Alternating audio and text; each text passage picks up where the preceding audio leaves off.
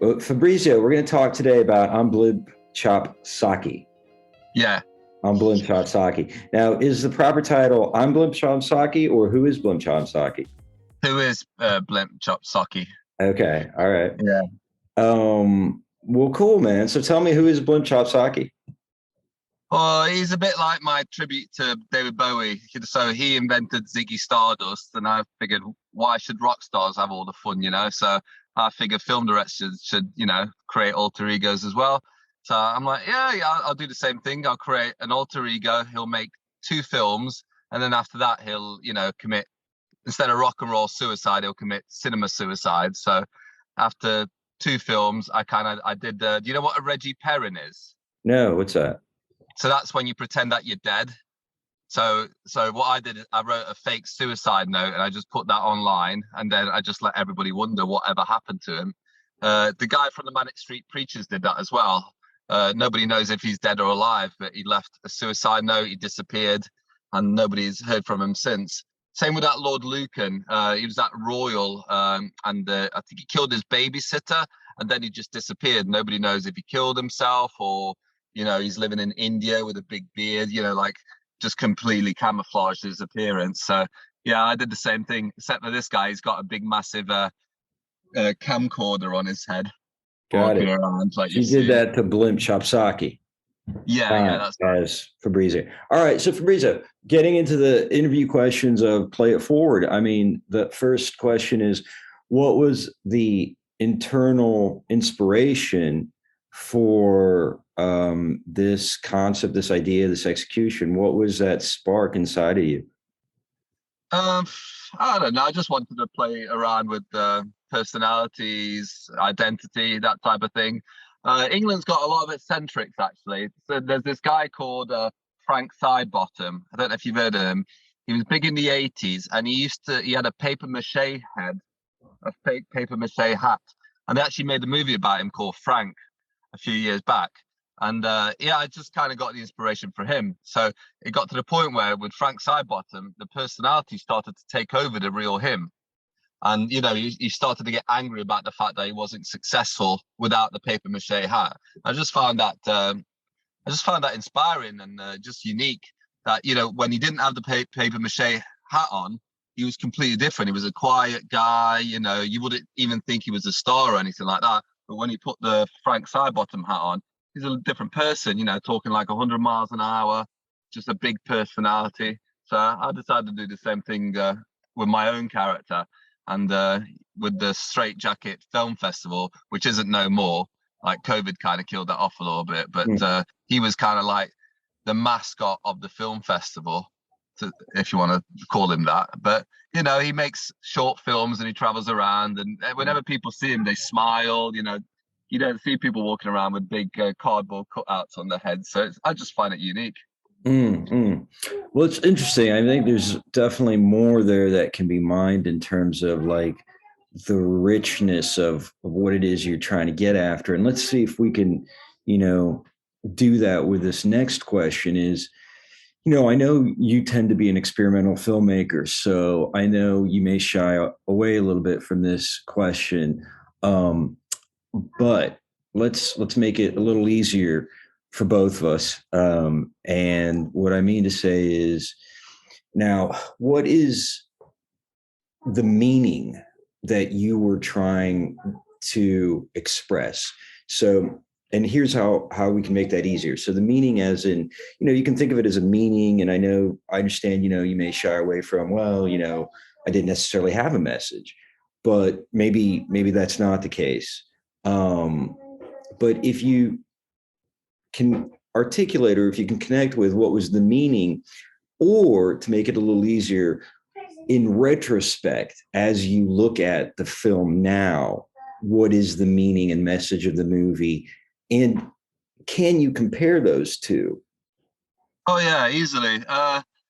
It's more like, if you put a suit on, you behave a certain way. If you dress like a punk rocker, your attitude changes a bit. So I just kind of wanted to pursue how clothes or hats or whatever you want to call it, even masks, You know, like during the whole COVID thing, you know, a lot of people saying how, you know, a lot of people that aren't as outgoing, when they wear the mask, you know, they felt that they could go out more. They just felt, I don't know, they just felt more comfortable. You know, I know a lot of people even to this day are still wearing the mask because they feel a bit more comfortable. You know, so I wanted to kind of pursue that with identities, how, you know, how interchangeable they are in a way. And, you know, clothes really do make the man or woman. I think that was my main message, to tell you the truth. And even I don't know, I like the whole aspect of being a freak, you know, like P.T. Barnum, you know, in his Circus of Freak shows, you know, people gravitate to freaks, which I find strange in a way, because if you put them on stage, they gravitate to them. But if someone with like a woman with a beard came up to you, you'd be a bit standoffish, wouldn't you? You'd be freaked out a bit. So it's a fine line, don't you think, between, you know, being a freak where you can approach and someone who you kind of shy away from? Well, it's really cool, you know, conceptually, the ideas that you're playing with. And I think my kind of tendency as a human being, a person, artist, is to really say, okay, well, those are great starters. Those are great talking points. Those are great, like, there is this thing about identity. There is this thing about the other. There is this thing that you've done with masking the character's head. And what is the, you know, the actual film is the character. It's kind of like a brief introduction of the character. He's wearing a tie. He almost looks like a politician. He has, like, you know, that was kind of what was the association in my mind. There's the blue tie, the red stripes, there's the buttons, there's sort of the, you know, kind of political gestures. And then he's showing himself playing basketball in this imaginary kind of life, and you know, sitting at the park.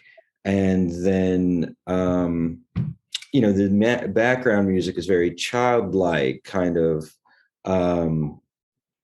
lighthearted, and then it kind of takes a turn, like more at the you know, where the climax would be a little bit. So the representation, the visible representation, if we, you know, understand it or try to understand it, the meaning, you know, beyond the play of what does it mean, but actually say, well, what is this? What is this in these topics that you're talking about? You know, it's as if this character has had sort of like a freedom because he is hidden within a camera. Yeah. And I wonder how representative that is of your own life, you know, quite honestly. Yeah. I mean, it's funny you ask that, actually. When you're making a film, you don't feel like you're there, especially the way I make films, because it's almost like cinema verite mixed with fiction. And you know, you see all the actors having fun and whatnot, but you're there filming it, so you feel like you're left out of it to a certain degree. I saw a documentary about this cult in California, and this woman filmed the cult for 20 years. And when the guy finally died, I think it was the Source family. When the guy finally died, she felt really sad about it, because it's like she wasn't really there. She didn't really experience it because she was behind the bloody camera the whole time. But if it wasn't for her, the cult wouldn't exist. The movie wouldn't exist. But at the same time, she kind of missed out on actually being involved in the experience. If you see what I mean? So that's a bit what it's like being a filmmaker. You know, it's like you're in a different reality. It's like you're living in a 3D dimension where you're not there, you're witnessing it, you're documenting it, but you're not actually living in it. I don't know, maybe we're all a bit voyeuristic these days in the 21st century. We're not on a hill dancing, like Ingmar Bergman said, you know, with the eyes in the dark watching. So, yeah, I guess there's a bit of that message as well, that we're all voyeurs. And even if you don't think you are one. You know, if you spend more than, I don't know, 50 hours a week on YouTube or whatever. I mean, especially with the COVID thing, I think we're even more insulated now than ever, you know. Not many people got. That's really interesting, because now the blimp chops Saki, the character, was that you, or is that an actor? No, that was me. It was That you. was I actually, figured. yeah, that was Right. actually me. Yeah, yeah, Yeah. that's So actually me. listening to you speak, it's as if you are, merging those two worlds. You are both the guy on the Mm. hill dancing and the voyeur and trying to reconcile those two. Yeah, yeah. Because I've acted before. I acted in my first two films, Black Biscuit and Pregnant. But since then, I made two others, and I was just behind the camera the whole time. And a part of me wanted to be acting in it as well, but I wanted to, you know, concentrate more on directing. But a part of me missed being in front of the camera, So I decided to just have a bit of fun with it, basically, and just create this like rock star film director, type of thing. I might make some more. I might not. I mean, I've submitted it to the Experimental Film Festival in America, so that's going to be showing in September, I think. And I'm one of the juries on it as well. So I'm a bit biased, but I don't know. I think it might do pretty well. Fabrizio, last question. Since making the film and reflecting on the conversation, within the dynamics of what we're talking about, these interpersonal, Mm. intrapersonal, um, world landscape that we all are living through and reconciling in our own, unique situations. What have you learned since making the film? How have you changed? Oh God, just to get out there and live as much as possible. Life's short, especially with COVID-19, and not being able to go out and make films with film actors and the public anymore. So you kind of want to like get out there and do as much as possible.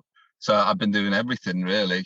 I'm concentrating so much on making films and music, soundtracks. Because my band Paranoid Alice, they do soundtrack music as well. So they did the music for Blimp Chop Socky as well, and we've got a concert tomorrow, and we might sacrifice a guitar for that. So Sounds because cool. I've smashed up. I went through a phase of smashing camcorders, kind of like Pete Townsend used to with the guitar. So I've run out of camcorders. I don't have a camcorder anymore. So I'm gonna have to reduce myself to smashing guitars on stage. Otherwise, I'd smash the camcorder on as well. A bit of an auto-destructive art for you right there. I love stuff like that. And Yeah. So yeah, I'm guessing you as well. This whole COVID thing. How do you feel since then? well, I hate to, um, I'm almost embarrassed to say it, but I've loved COVID. Mm. Short of people dying, of course, I would never want anybody to suffer more than they're already doing. No more suffering in the world. But man, I just, it was great for me. I don't mind masks. I don't mind isolation. I don't mind any of that. I was very lucky. As you may remember, I live in New York City. So as soon as it hit, especially my daughter was, I don't know, like 6 months or 7 months. And I was like, all right, we got to get out of here. And we Yeah, left. And we left to 2-3 hours upstate, Rhode Island. We stayed at a family's house there, and it was beautiful. It was bucolic. There were trees. We could take walks. It was much easier than living in an apartment with a crying baby. So for me, it yeah, was just a great time to uh, leave. And it was very difficult because it was just me and Lisa with the baby, and we had no grandmas, no nannies, nothing. That was really challenging. mm, But aside from that, I've already tuned out social media, as crazy it is that we're building a social media platform. yeah, All the news I need comes through people that tell me what's going on.